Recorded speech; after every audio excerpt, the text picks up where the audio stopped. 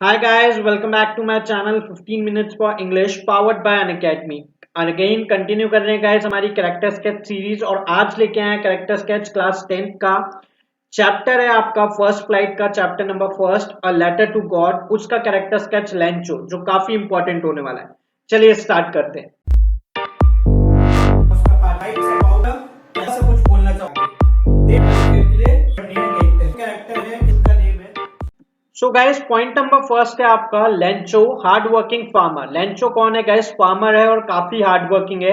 वहां पे अपनी फील्ड में बहुत लिटरली हार्ड वर्क से काम करता है पूरे टाइम पे। सो हार्ड वर्किंग फार्मर आप बिल्कुल इसके लिए लिख सकते हो। मैं एक चीज यहाँ पे स्टॉप करके स्टूडेंट्स को बताना चाहूंगा। स्टूडेंट्स आप लोग बोलोगे सर आप पॉइंट्स में क्यों लिख रहे हो, हमको पॉइंट्स में लिखना है क्या? मैंने 9th के करेक्टर स्केच में भी बताया है, 11th भी एंड 12th भी सिमिलर आप लोगों के लिए। इंग्लिश में पॉइंट में आंसर्स नहीं लिखते हैं स्टूडेंट्स। मैंने पॉइंट्स में इसलिए बताया क्योंकि पॉइंट्स इजी है मेमोराइज करने के लिए, लर्न करने के लिए। तो आपको ये जो कैरेक्टर स्केच है एक लॉन्ग टाइम तक याद रहेगा, इसलिए मैंने पॉइंट्स में आंसर दिए। आप लोगों को इनको पैराग्राफ फॉर्म में लिखना है, सिंपल सेंटेंसेस में आपको इनको बना देना है इजीली। मैंने यहाँ पे 12 टू 13 पॉइंट्स हैं, आपका आंसर इजीली क्रॉस कर जाएगा 100-120 वर्ड्स को। सो ये 5 मार्क्स का कंप्लीट आंसर हो जाने वाला है। ओके चलिए सेकेंड पॉइंट है गाइज, आपके सामने आ जाओ।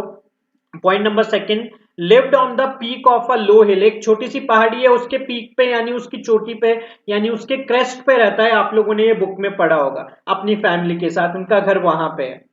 चले थर्ड पॉइंट है guys, his field was full of ripe corn. Corn मतलब समझ में आता है ना गाइज, बेसिकली इमेज आपके सामने भुट्टे, भुट्टो की फील्ड है इसकी और पूरे भुट्टे लगे हुए हैं, कॉर्न लगे हुए हैं पूरी फील्ड में।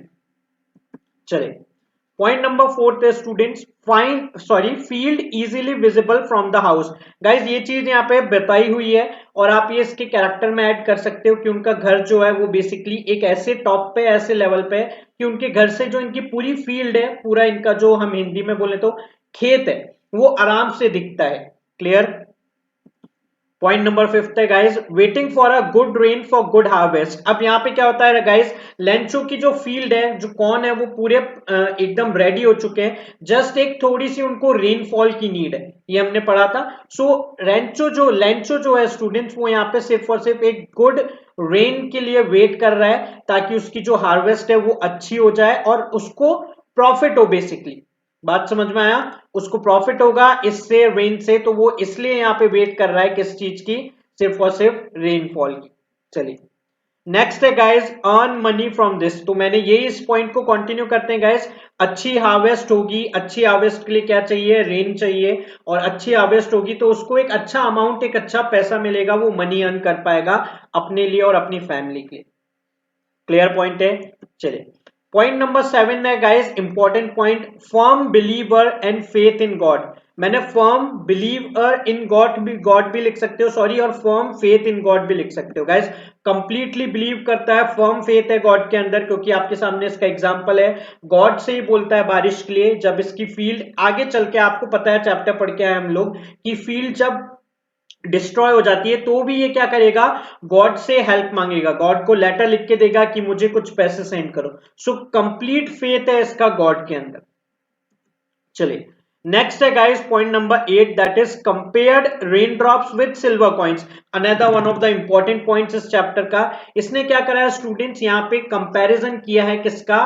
रेन ड्रॉप्स का सिल्वर कॉइन से। क्यों किया है आपको पता है? बेसिकली अभी उसको सिर्फ और सिर्फ कॉइन्स लेने के लिए, पैसा कमाने के लिए क्या चाहिए? यहाँ पे रेन ड्रॉप्स चाहिए। रेन ड्रॉप्स नहीं आई, रेन नहीं आई तो उसका अच्छी हार्वेस्ट नहीं होगी। तो रेन पे ही डिपेंड करता है उसका मनी। इसलिए यहाँ पे रेन की जो ड्रॉपलेट्स आती हैं, वो जब गिरती हैं वहां पे, तो वो ड्रॉपलेट्स में बेसिकली उसको क्या दिखता है? ऐसे मान लो उसको पैसे दिख रहे हैं, तो वो वहां पे कंपैरिजन कर रहा है कि रेन ड्रॉप्स कैसी हैं? सिल्वर कॉइन्स की तरह। और वैसे भी आप बोल सकते हो ना गाइस, रेन ड्रॉप्स और वो बेसिकली कॉइन की तरह ही दिखती हैं। नेक्स्ट पॉइंट है, hello storm completely destroyed his crops. ये चीज क्लियर है?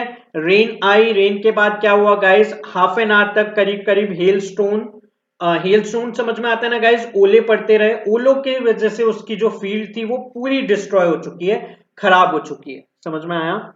चलिए पॉइंट नंबर 10 है guys, decided to write a letter to God for help. तो यहाँ पे इसके बाद क्या करता है, लेंचो डिसाइड करता है कि यार मुझे भगवान को लेटर लिखना है। उस लेटर में क्या लिखूंगा, मैं हेल्प मांगूंगा गॉड से बेसिकली कि मुझे कुछ 100 पीसोज, ये अभी आप पढ़ोगे नेक्स्ट में, मैं फिर भी बता रहा हूँ 100 पीसोज। पीसोज क्या है गाइस, आप वहां की करेंसी समझ लो। ओके, जैसे हमारे यहाँ पे रुपए चल रहे हैं वैसे उनके पीसोज हैं। तो पीसोज मांगता है ताकि वो क्या कर सके, जब तक वो दोबारा हार्वेस्ट करे, दोबारा क्रॉपिंग करे, अच्छे से क्रॉप लगाए, तब तक उसको और अपनी फैमिली को जो बेसिकली नीड्स होती है, बेसिक नीड्स, उसके लिए पैसे चाहिए थे, और जो हार्वेस्ट करेगा वो वापस लगाने के लिए उसके लिए उसको पैसे चाहिए थे। वो यहाँ पे इसलिए मांगता है 100 पीसोस। क्लियर है गाइस? चलिए, पॉइंट नंबर 10 है, asked God to send 100 pesos. मैंने ये आपको यहीं पे डिस्कस कर लिया गाइस कि ये भगवान से क्या मांगता है, 100 पीसोस बेसिकली मांगता है। समझ में आया? चलिए, पॉइंट नंबर 12 है guys, blind but firm faith in God. Guys ये अच्छा पॉइंट है, इसको आप अच्छे से डिस्क्राइब कर सकते हो कि उसका जो फेथ है that is literally blind, because आप उसको बोल सकते हो वो नेव है, वो इनोसेंट है। बट आजकल की दुनिया में भी भगवान पे भरोसा तो हम लोग करते हैं, मानी बात, फेथ रखना चाहिए, but this is blind faith कि भगवान को मेरा लेटर मिलेगा, लेटर पढ़ के वो मुझे पैसे भेजेंगे, पैसे भेजने के बाद मैं उनको यूज करूंगा, वो पैसे पूरे मेरे पास आएंगे, that is totally blind faith.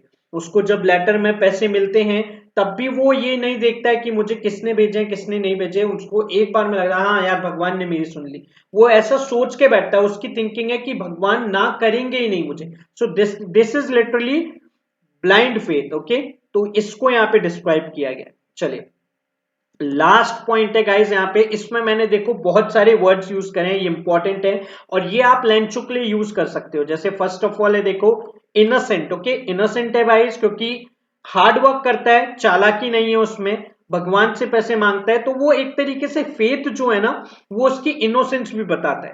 Clear है? सेकेंड है होपफुल। होपफुल होता है कि जब इसकी फील्ड पूरी खराब हो गई है तो होपफुल है कि भगवान मेरी हेल्प करेंगे। केयरिंग है, बिल्कुल केयरिंग है, अपनी फैमिली को लेके उनको प्रोटेक्ट करना चाहता है, उनको केयर करता है।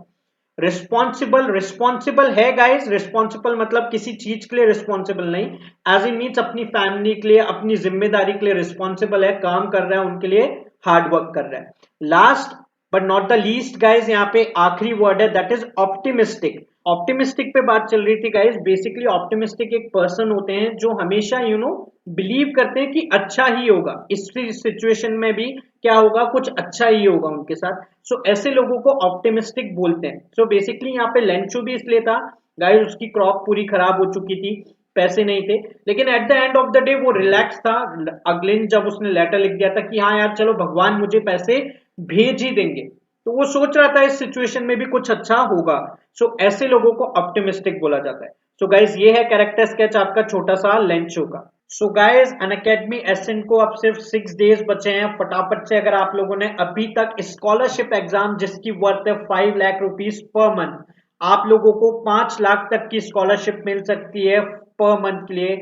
अगर अभी तक आप लोगों ने एनरोल नहीं किया है तो फटाफट से जाओ, नीचे लिंक्स हैं वहां पे जाके classes wise 6 to 8 9th 10th and 11th 12th जाके देख सकते हो। फटाफट से जाओ और जितनी भी डिटेल्स है वहां ले लो। 1 नवंबर 11 AM, be ready students, come on. So students यहाँ पे आपका छोटा सा लेंचो का कैरेक्टर है जो खत्म होता है। मुझे लगता है आपको अच्छा लगा होगा। बस आपको करना क्या है, इसको पैराग्राफ फॉर्म में बना देना है। आप इजीली 5 मार्क्स का जो क्वेश्चन होता है 100 to 120 वर्ड्स, 120 to 150 वर्ड्स, उसको कंप्लीट कर दोगे। सिंपल है स्टूडेंट्स। सो ये वीडियो हमारा यहीं पे एंड होता है। फटाफट से इस चैप्टर का एक और मेन कैरेक्टर है दैट इज पोस्ट मास्टर, मैं उसका भी वीडियो सून अपलोड कर दूंगा। अगर आपको मेरे वीडियोस पसंद आ रहे हैं प्लीज लाइक करो, सब्सक्राइब करो एंड शेयर करो मेरे चैनल को। Thank you so much.